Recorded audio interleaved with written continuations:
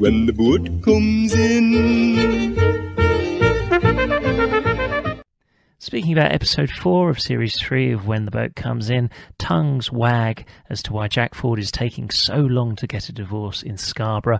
But to be honest, I find Matt Headley's problems at the Fitters Union a lot more interesting than Dolly's divorce. Headley's popular with the lads.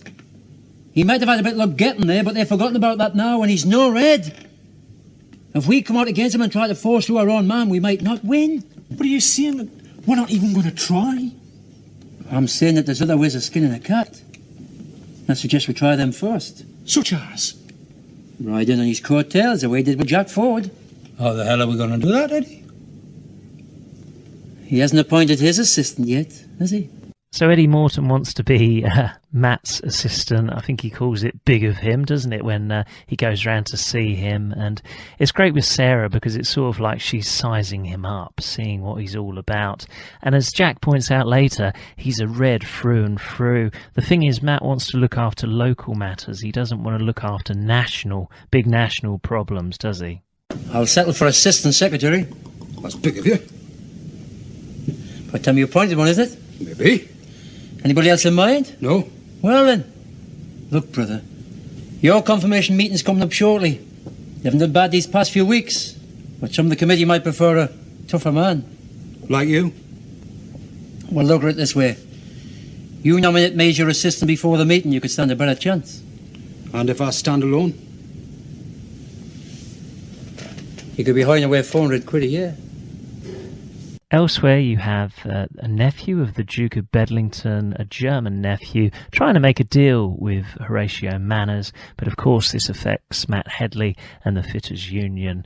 And he's trying to stick up for his members. He's trying to stick up for his union. The brothers aren't watching her in this office. I'll just come to the point if you don't mind. No vices.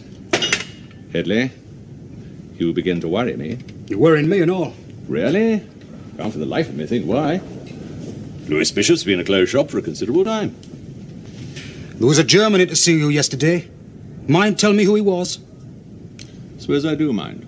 The lads would be suspicious. They'd find out anyway. His name's Peltzer. He's the Duke of Bedlington's nephew. Why, and what's he doing here?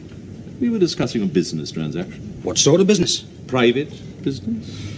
Eddie Morton has been told he has to stop drinking, he has to stop smoking and change his life. And yeah, I kind of agree with Billy on this. He's being told the information and he just cracks, really, doesn't he? He thinks, well, what's the point of me telling you this if you're not going to change your life?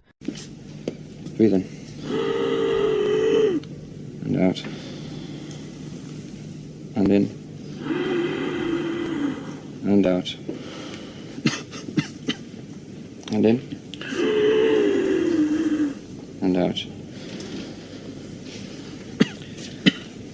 Oh, it's more than tabs and drink, Mr. Morton. You're going to have to start looking after yourself. Good food? All the fresh air you can get. Fresh air? In Galashield?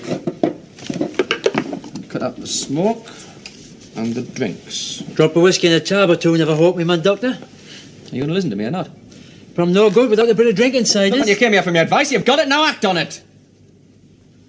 Matt does eventually give the job of assistant to Eddie Morton, and they could have made a good team, potentially. But in some ways, I think Eddie's a bit too political. I know that sounds weird, but Matt's job is to look after his members, his local members. It's not to fight national issues. And to be honest, Matt in some ways was quite lucky that Eddie isn't around for long, because there would have been many problems for Matt Headley if Eddie was around for a long time.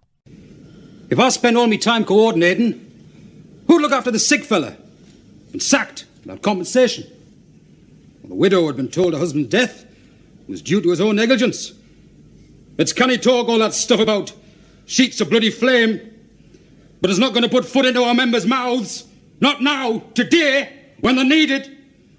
It may be a limited fight, brothers, but it's life and death to some. And I am not going to broaden me front till I've made sure the wounded are cared for. And you call yourself a socialist? Aye, I do. A socialist who thinks people are worth more than principles. Man can't live by bread alone, brother. You would like him to live by no bread at all? Oh, I'd like them to stand up and fight for his rights. Solidarity, brother. That's the passport to freedom. Seems to have a clear-cut choice then. A man who thinks the district secretary should be more concerned with national policy, or a man who thinks he should be attending to local matters. All those in favour of Brother Morton, please show.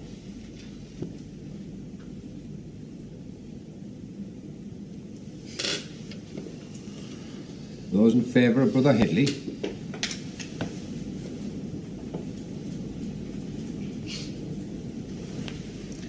I declare Brother Headley confirmed as acting secretary by 4 votes to 2.